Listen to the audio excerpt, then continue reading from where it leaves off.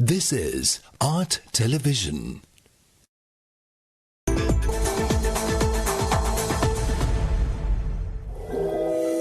Coming up, State of Business, sponsored by ඔබගේ ආදරණීය වාහනය ආදරයෙන් සුරකින්න ඉකු ටැබ්ලට්ස් භාවිතා කරන්න. IWS Aviation.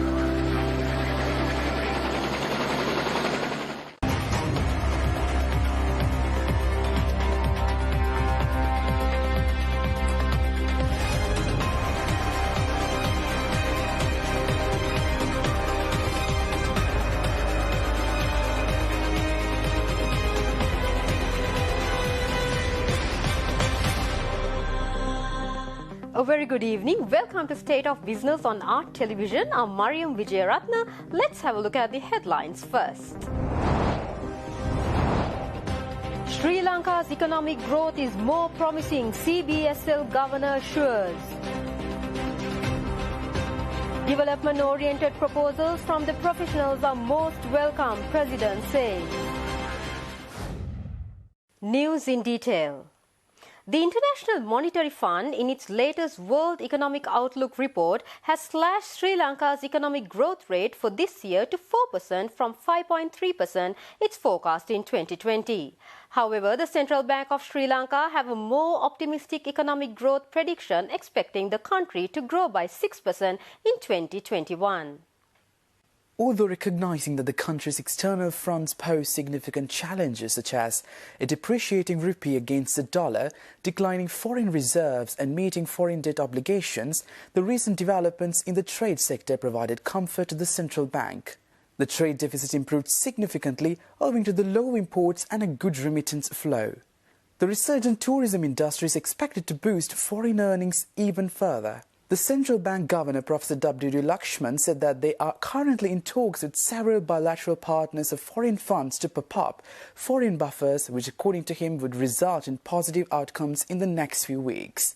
He made this observation while addressing the Monetary Board press briefing on Thursday. Along with the successful soft facility with the People's Bank of China, there is expected to be a loan facility with the China Development Bank. The central bank is expecting a positive outcome and shall signal this to the market in the coming weeks. Meanwhile, the World Bank in a statement said recently that the Sri Lankan economy is expected to grow 3.4% this year, followed by a 2% growth in 2022 after crashing 3.6% in 2020 due to the COVID-19 pandemic. There won't be any IMF program negotiated by Sri Lanka. But there are discussions for various other activities, technical assistance and things like that. Even now there are some technical people, experts working in Sri Lanka, 1 or 2. And there is also, we are planning to also have the Article 4 consultations to be held towards the end of this year. So those discussions are going on. On the stabilization of the BOP factor, balance of payment factor? Now these are obviously discussed in these discussions, but we do not go for a IMF kind of program.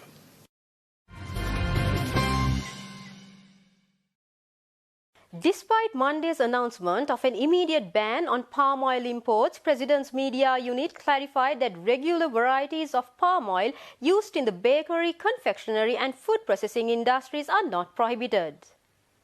According to the President's Media Unit, President Gotabaya Rajapaksa has imposed an immediate ban on the import of palm oil due to the fact that the crude palm oil consumption is detrimental to public health. The statement further said medical experts and dietitians have repeatedly advised that eating processed food with crude palm oil is a major pathogen. According to a research, oil palm cultivation may have long-term negative environmental consequences such as water depletion and soil infertility. As a result, the President issued an order about 6 months ago to halt the cultivation of palm oil trees. Current palm oil plantations will be phased out at a rate of 10% each year, with those lands being replaced with rubber or other environmentally friendly crops. Meanwhile, according to the Sri Lanka Customs, the controversial 6 containers of coconut oil containing carcinogen aflatoxin will be shipped to Malaysia next week.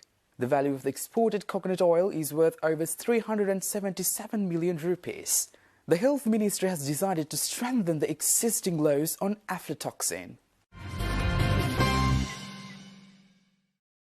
President Gotabaya Rajapaksa stresses that the government will always be ready to listen and consider the development-oriented ideas on issues of national requirements from the professionals. The President gave this assurance addressing the 43rd annual academic session of the Kandy Society of Medicine held in Kandy last Wednesday. Sri Lanka already has a very successful, internationally recognized healthcare initiatives in the form of the public health midwife program, I think. It has significantly lowered maternal and infant mortality throughout the country for decades. There are many lessons that can be learned from this program in implementing new initiatives to improve public health as well. For example, it may be possible to devise a system where qualified nurses are trained and deployed to existing primary health care units, equipped with the facilities needed to go from village to village. These nurses could cater to at least some of the basic health care needs of people in this community. You, as members of the medical community, need to give your urgent but considered attention. I hope that you will take some time in the course of your academic sessions to discuss such important national requirements as well. I assure you that the practical and progressive ideas you collectively come up with will receive the due attention of the government. We'll be right back after this short commercial break.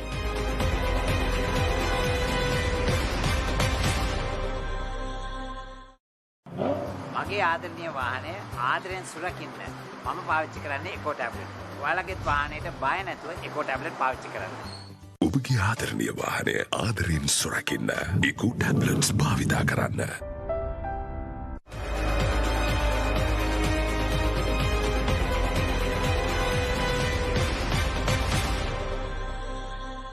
Welcome back after the break. The depositors of failed finance companies are beginning to receive increased compensation from the Central Bank of Sri Lanka. Central Bank of Sri Lanka yesterday announced that 500,000 rupees will be given to the depositors under the Sri Lanka Deposit Insurance and Liquidity Support Scheme. The depositors of the legal beneficiaries of Central Investments and Finance Limited, the Standard Credit Finance Limited, TKS Finance Limited, The Finance Company PLC, ETI Finance Limited and Swarna Mahal Financial Services PLC will be eligible for the compensation.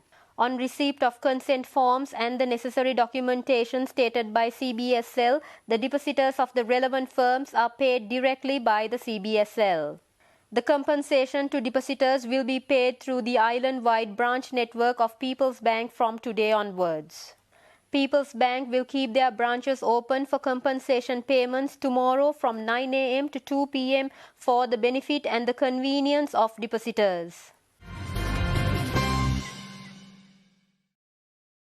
SoftLogic Information Technologies Private Limited partnered with Huawei in enterprise solutions, cloud and artificial intelligence to bring imaginative ICT answers for the Sri Lankan market. The companies recently announced their partnership in Colombo, emphasizing the importance of overseeing innovations that assist business methodologies in developing. SoftLogic Information Technologies Chief Executive Officer Director Roshan Rasool said that in the last decade, many revolutions have taken place. The Internet revolution, the mobile revolution, and even the social media revolution. He further stated that, however, there are a lot of organizations in Sri Lanka that have not adapted to these changes. What we are attempting to do at SoftLogic is to assist them with changing. He highlighted that according to the World Bank, the digital economy is accounting for approximately 15% of total GDP and expected to rise to 24.3% by 2025. The digital economy is now firmly established as a core driver of growth to nations and its industries.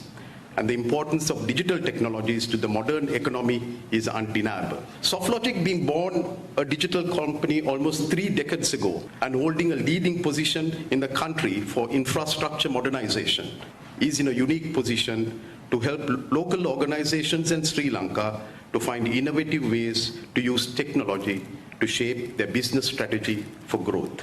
Our vast experience in the banking and financial industries, telco industry, manufacturing and retail industry, education and government space would help us to provide the leadership needed to ensure we bring innovative, state-of-the-art technology to our local organizations.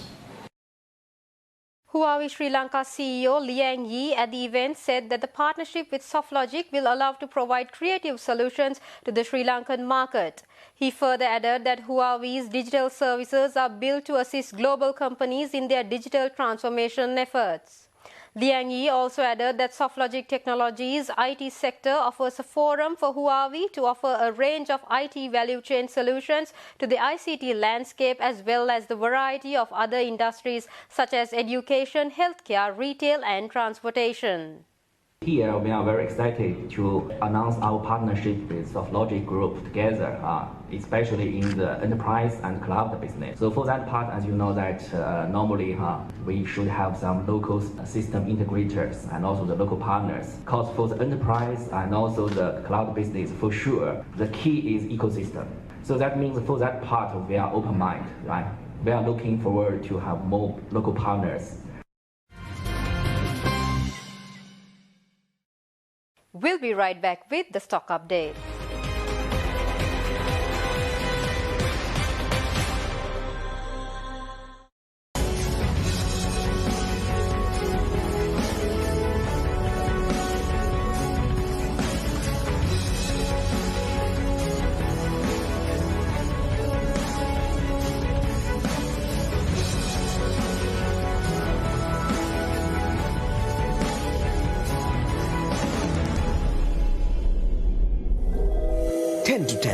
Sponsored by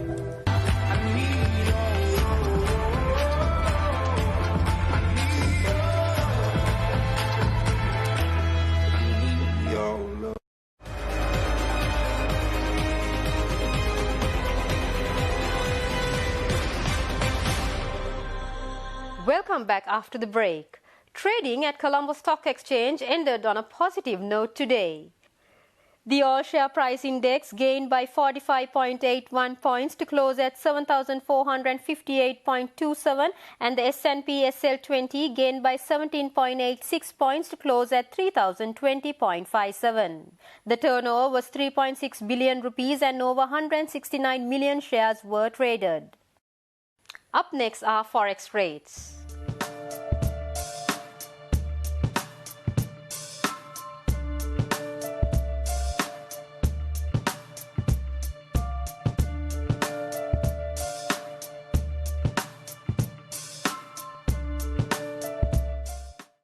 That's all we have for today. See you on Sunday with Biz Roundup at 6:30 p.m. Until then, take care and have a good night.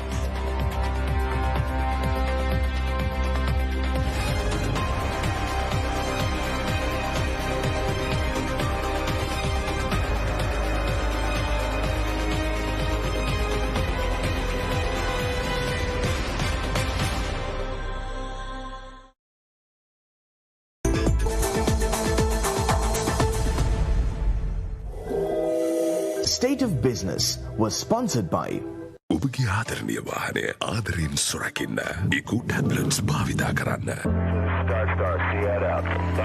IWS Aviation.